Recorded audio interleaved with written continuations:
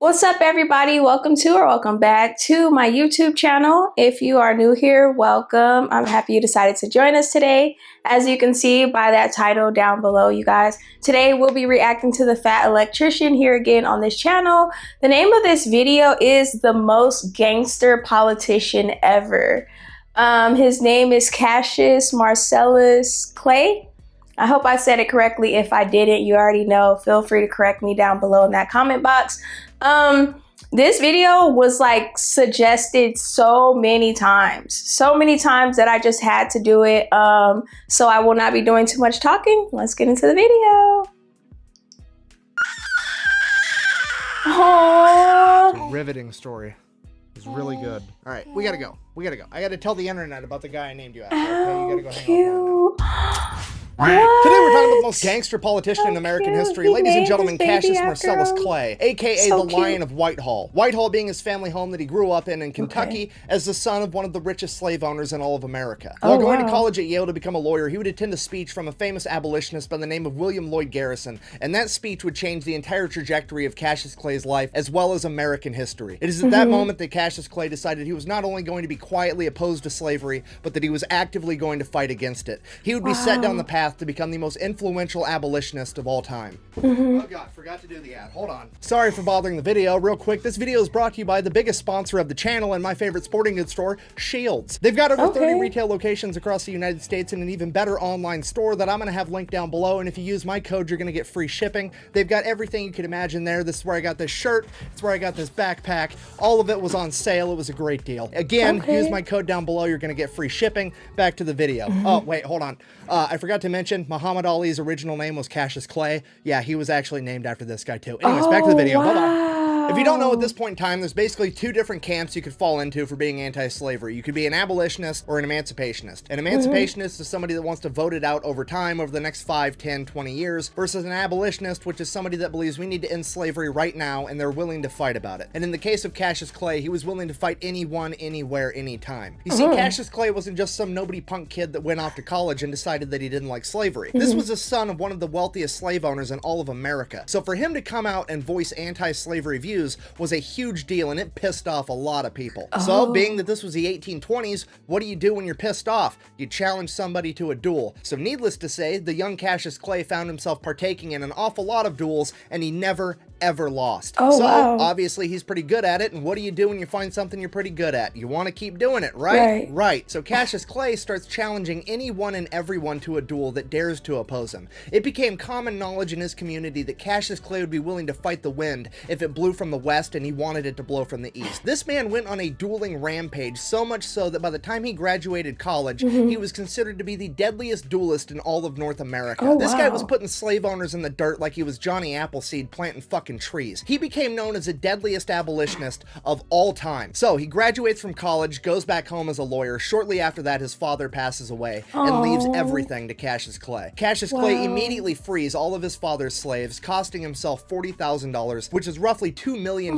today. And then he even gives some of the slaves land and money on top of it, absolutely infuriating the pro-slavery people in Kentucky. So what do you do when half the local population hates your guts? You run for public office, and that's exactly what Cassius Clay did. He served in the Kentucky State Legislature from 1835 to 1841, and then finally lost his re-election, to which the pro-slavery crowd breathed a huge sigh of relief because they finally defeated Cassius Clay, or so they thought. Clay immediately starts traveling the country, giving amazing anti-slavery speeches, winning over hearts and minds, and this absolutely infuriates the pro-slavery people because they don't know how to stop him. You can't legally stop a guy from talking to people that want to listen to him, and they can't legally kill Cassius Clay in a duel because he's the best duelist on earth. What do? You've got to illegally kill him. The problem with that is they can't find a hitman that's dumb enough to think that they can take out Cassius Clay, so they have to go to the one crevice of the planet where they can find somebody truly insane enough to think that they can do this job. And that man's name was Sam Brown, an assassin from New Orleans. 1834, Russell Cave, Kentucky. Cassius Clay's finishing up one of his world famous speeches as he pulls out a burlap sack, reaches into the sack and pulls out a holy Bible and says, "For those of you that believe in the laws of God, I make to you this argument against slavery, sets the Bible on the table,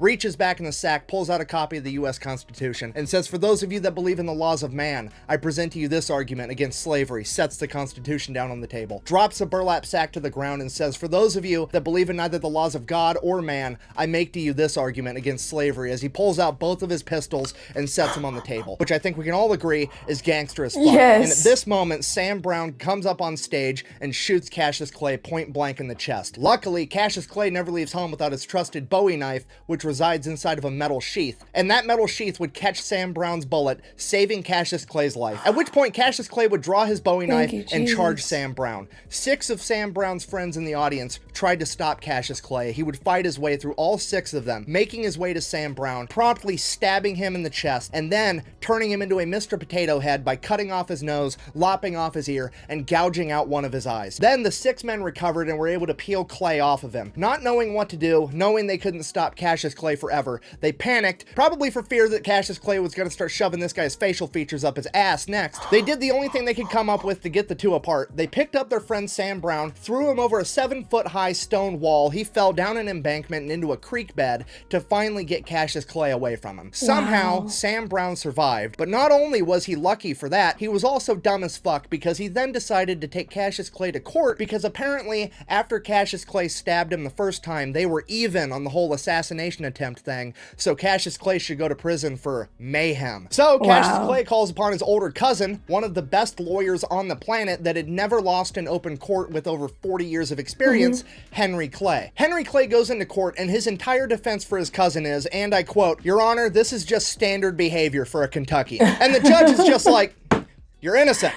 Free to go. That's it. Best court case ever." Literally walks in and just goes, "I thought this was America. Huh? Isn't this America? I'm sorry, I thought this was America." So after Cassius Clay was found innocent, Henry Clay decides that he's going to run for president and Cassius is going to help him campaign. Cassius is going to tour the country giving speeches saying, hey, you know, vote for my cousin. Here's the rule with that. Henry Clay told him he's only allowed to tour the northern states because he's actually legitimately concerned that if he sends Cassius to the south, he's going to shoot so many fucking slave owners in duels that it could be considered voter fraud. So Henry Clay ends up losing the presidential election and Cassius moves on to his next life adventure, which is becoming an author and writing anti-slavery news articles. The problem with that was none of the newspapers were willing to publish him, so he says, fuck you, I'll start my own newspaper, The True American. Now, as I'm sure you can imagine, starting an anti-slavery newspaper in fucking Kentucky in 1845 was not very popular, and his business would receive death threats pretty much every day, some of which were written in blood. So Cassius Clay, in true Cassius Clay fashion, says, fuck it, I guess we're gonna fight about it. He then proceeds to up-armor his entire business and his printing office. He covers the entire front of the office in a large iron sheet. He installs several cannons down corridors, stocks the entire thing with loaded guns, and rigs it to explode. Here's the thing. Oh my goodness, y'all. Cassius Clay is so badass. What? He also doesn't expect his employees to fight to the death for him, so he installs an escape hatch and instructs them to escape if anything goes down, because he's going to fight the entire mob by himself. How's he going to do that? As soon as you walk in the only door to get into that printing office, you find yourself in a long, narrow corridor with iron on each side, just wide enough for a single man to get through. Cassius Clay is going to stand in that narrow corridor and fight the entire mob one man at a time. Literally the mentality of, if you have a problem, take a number, I'll kill you in a minute. This man recreated the entire battle of fucking Thermopylae with 300 Spartans, except he's gonna do it all by himself. If you think fucking with John Wick's dog is a bad idea, the last thing you want to do is fuck with Cassius Clay's printing press, because this man is determined to defend the freedom of speech with the right to bear arms at any cost. Obviously, this escalates to Cassius Clay defeating an entire mob single-handedly. Right? Wrong. The mob, being full of, you know, super brave pro-slavery men that know they're doing the right thing, do the honorable, brave thing, and wait till Cassius Clay is bedridden with typhoid fever, so they know he isn't going to show up. They show up to his business at night and burn the place to the ground because they're a bunch of fucking bitches. Now, Cassius Clay recovers from typhoid fever. He reestablishes a newspaper in Cincinnati, Ohio, which is an anti-slavery stronghold. The only problem with that is being an anti-slavery stronghold, there's not going to be any conflict, and that's fucking boring, so Cassius Clay moves on to another life adventure, volunteering in the Mexican-American War. While serving in the Mexican-American War, he would be a captain leading a group of Kentucky soldiers, and they would be captured pretty much immediately, and he would spend the duration of the entire war as a POW. While serving as a POW, some of the men under his command would escape, meaning that the Mexican military was then going to put the rest of his unit to death. Cassius Clay said, hey, don't kill my men, just kill me and my other fellow officers. We're the ones in charge. It's our fault that those men escaped. It's our responsibility. Please let the lower enlisted men go home. The Mexican military was so impressed by this that they decided to spare everyone, including Cassius Clay, and he would return home a war hero. Returning home from the war in 1848, he didn't really know what to do, so he starts giving his famous speeches again, this time leveraging his newfound title as a war hero. So obviously it doesn't take long for him to piss everybody off. He faces yet another assassination attempt. This time, 6 brothers from a wealthy slave-owning family show up, the Turner brothers. They show up with clubs and knives and guns, and they beat the living shit out of Cassius Clay with the clubs. They stabbed him multiple times. Cassius Clay whips out his trusted Bowie knife, starts opening up these brothers like they're fucking Amazon packages, making his way to the lead brother and stabbing him an excessive amount of times. We don't know how many times, but we do know it was a lifetime supply. Killing the lead brother, ending the assassination attempt, Cassius Clay would fall to the ground, nearly dead, and this would be the closest anybody ever came to actually killing Cassius Clay. When he was asked about it later on in life, all he said was, I felt the utmost indignation, which translates to, I was fucking annoyed. This man almost died from an assassination attempt, and he has the same attitude towards it that I have towards fucking fruit flies, okay? This dude is so metal, he deserves his own spot on the periodic table of elements. Cassius Clay then makes a full recovery from his injuries, starts giving his speeches again. 1853, he donates a large chunk of his land to John Fee, who uses it to found Byee College, the first co-educational and multiracial college in the South ever. Fast forward to 1860, Cassius Clay's giving speeches in Illinois where he meets a politician by the name of Abraham Lincoln, and they get along great. Cassius Clay is then slotted to become Abraham Lincoln's vice president. However, he's a little bit too Cassius Clay to be an actual big-name politician like that, so they give the job to Hannibal Hamlin, and Cassius Clay becomes the ambassador to Russia. 1861 rolls around, the Civil War breaks out, Cassius Clay is in Russia. Cassius Clay not only convinces Russia to not side with the Confederates, but he convinces Russia to tell Great Britain and France that if they so much as recognize the Confederacy, Russia will go to war with them. And this was a humongous step that nobody talks about in the winning of the Civil War. And it is 100% because of Cassius Clay. Fast forward to 1862, Abraham Lincoln wants to appoint Clay a major general in the Union Army. Cassius Clay publicly refuses the President of the United States, saying that he's not going to do it until the President signs the Emancipation Proclamation, freeing the slaves of the South. Cassius Clay is literally the man that bullied Abraham Lincoln into prematurely signing the Emancipation Proclamation before he wanted to. And nobody talks about it. Fast forward again to 1865, the Union wins the Great American Scrimmage, the slaves are freed. Cassius Clay has achieved his lifelong goal at the age of 55, bringing an end to slavery in the United States of America. He then goes back to Russia again to serve as ambassador until 1869, and while he is there, he helps to broker the purchase of Alaska. This man is probably the most influential person in American history that you've never heard of. After returning home from Russia, Cassius Clay would live out the rest of his days in Whitehall until the age of 80 years old, where he would be declared clinically insane, in hindsight, most likely due to a severe amount of PTSD, as well as potentially dementia.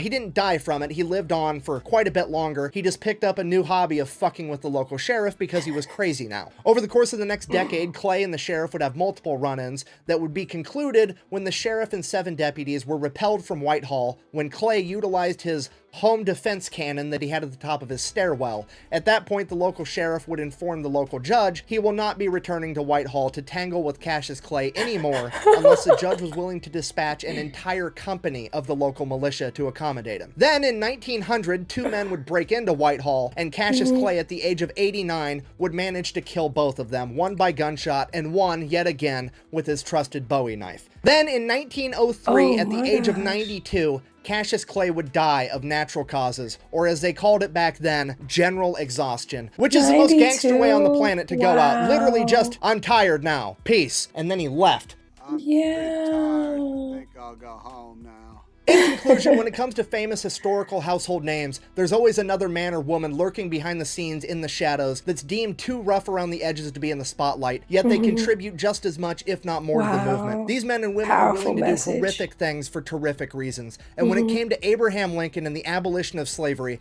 that man's name was Cassius Marcellus Clay, the most gangster politician in American history. Thanks for watching the video. Best way to support the channel is go buy some merch at thefatelectrician.com. Quack bang out. Wow. I'm so grateful for the Fat Electrician because he brings things to my attention that I never knew. I never learned about. I was never taught about. I've learned so much from him in such a short span of time. It's crazy. It's crazy. At this point, y'all, we're gonna watch all his videos because what? I feel like I need to know these things. I need to know these things because if I don't know them, how will I teach my children, you know? So yeah. If you guys enjoyed today's reaction, please make sure you guys are tapping that love button for me. It does let the algorithm know that you guys are enjoying my content and it pushes me up there with the rest of those YouTube sharks. Also, if you haven't subscribed to the channel, I don't know what you're waiting for. Subscribe now. And then when you do subscribe, go the extra mile and tap that notification bell so you'll be notified whenever I do upload. And you can come hang with me and I can hang with you. We can hang with each other and, you know, we can learn a bunch of stuff. So, yeah. I guess I'll catch you guys in my next upload. Bye! It's Miaaaa, that girl you came to see. So grab your snack and just sit back, leave a comment in the chat. Whoa, whoa, whoa. It's Miaaaa, that girl you came to see. So grab your snack and just sit back, leave a comment in the chat.